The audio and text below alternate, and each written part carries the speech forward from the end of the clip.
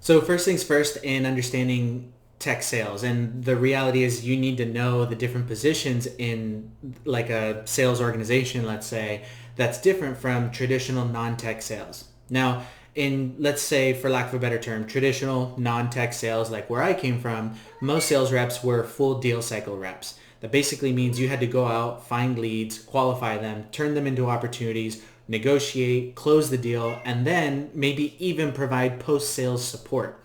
Now, that's a pretty dated model by any sales team expectation, and it's not so dated that it traditional non-tech sales models should never exist. They absolutely should, but there are different contexts in when it should and shouldn't exist.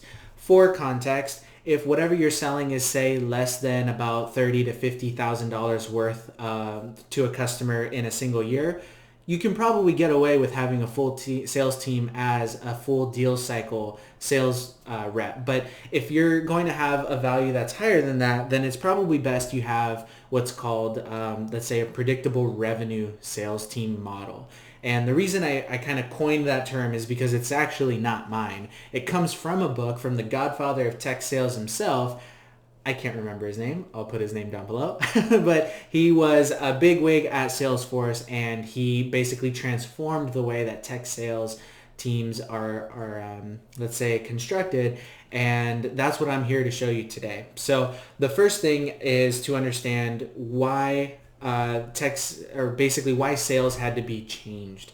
And the reason is because sales, like I said before, originally were about a sales rep being full deal cycle. They had to go and figure out where customers were to meet them there so that he or she could get their attention, thereby qualifying them, instilling whatever kind of fear, uncertainty, and doubt might exist with their existing solution, or maybe in the way that they were doing things if they weren't yet a customer, and try and pull them in as a new customer. It was very intensive, and the reality is sales reps are very expensive, so it's a lot of time that they're spending just in research and qualifying.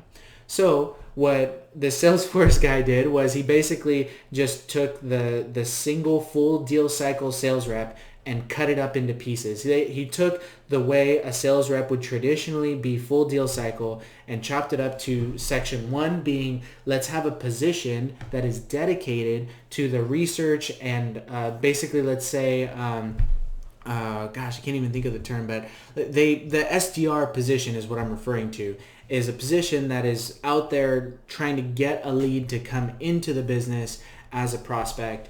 And then if the lead or prospect is qualified as a lead, then a closing or a negotiating salesperson will take over from there and work through a deal cycle with that customer until they close, at which point then they hand off again to customer success. So all this said, I've kind of built this long-winded description to walk you through these three positions. And it starts with the SDR position, then it moves to an AE position, then the customer moves to the CSM position. And those are the positions that are critical for you to understand so that you can be able to understand where in the deal cycle the role is meant to fit. So it's going to start with the SDR. That means sales development rep. And there are all kinds of acronyms for it. Sales development rep, business development rep, inbound rep, market response rep, outbound rep. There's so many different kinds of reps, all implying that you're top of funnel. You're trying to capture potential customers. And by capturing, mind you, this is still behind all of marketing efforts. One of the acronyms I mentioned was inbound rep. That means marketing is out there doing whatever marketing does to try and get leads or people or traffic to your website, through your doors, or whatever the case may be. And an SDR as an inbound rep is dedicated to the people coming to your business. That way they can just kind of field and get a feel for what brought them in, what sparked their interest in wanting to be a part of whatever solution you have to offer. Then there's like an outbound rep, or sometimes business development rep could be either inbound, outbound, or both, where these are reps that are intentionally pursuing target accounts. It is a much harder position, and they're going out there. They're building leads lists. They're scanning the yellow pages. They're pounding the pavement, just smiling and dialing all day long to try and get attention from someone who would thereby be interested through that outreach, or otherwise would have never known your solution existed. And so in a nutshell, the SDR position has both inbound and outbound functions. The second is an AE. An AE, or an account executive, an account manager, whatever other names you can come up with. It's pretty universal in tech sales.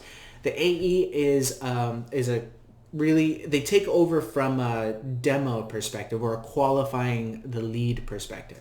So I mentioned earlier, I might have used the term that an SDR, and being the front leg of a sales process with a prospect, is going to qualify a lead. What they're really doing is just determining if a project even exists. But what an AE is actually doing when I say that they're qualifying the lead, let's say even further, is they're determining whether the customer is truly someone that they really think they can close, or the AE may even disqualify or return that lead to marketing for nurturing, because at that point they're going to then decide exactly how much time or effort they want to invest in this prospect. They're going to decide whether they want to move forward with a demo and then do consistent follow-up and then walk a customer through a deal cycle. In some cases, an AE may disqualify a lead, send it back to the SDR and say, hey, just nurture this, or keep it on your radar to check in and see if it makes sense for us to circle back in 3, 6, 9, 12 months, whatever the case is. And then an AE, so back to if a lead is qualified, an AE will take someone through the whole deal cycle. They'll call in a sales executive, a sales engineer, or a solution consultant, or sales consultant, or whatever acronyms there are for a technical counterpart, and they'll run demos for a customer, work through negotiations, discover who are decision makers and all that jazz up until closing. And then there's that last leg. And I've already mentioned a few extra things I didn't mean to, but let's keep going. Then there's that last leg where there's a customer success manager.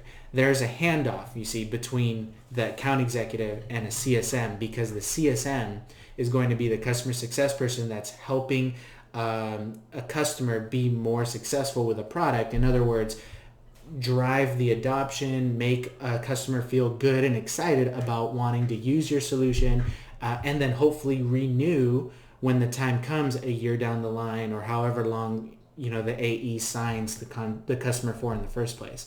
They're usually annual terms. The sweet spot would be 3-year terms, and some even have up to 5-year long termed deals. So those are, I've spent way too much time on a few things already. We're going to dig into this deeper, but for the second video, I just wanted to highlight that there are 3 sort of stages that a customer will go through in interacting with a sales team at most SaaS tech companies, which would be to start an SDR, whether inbound or outbound, and then that customer is handed off to an account executive who would then either qualify further or disqualify whether a customer actually has a real opportunity that they can work on.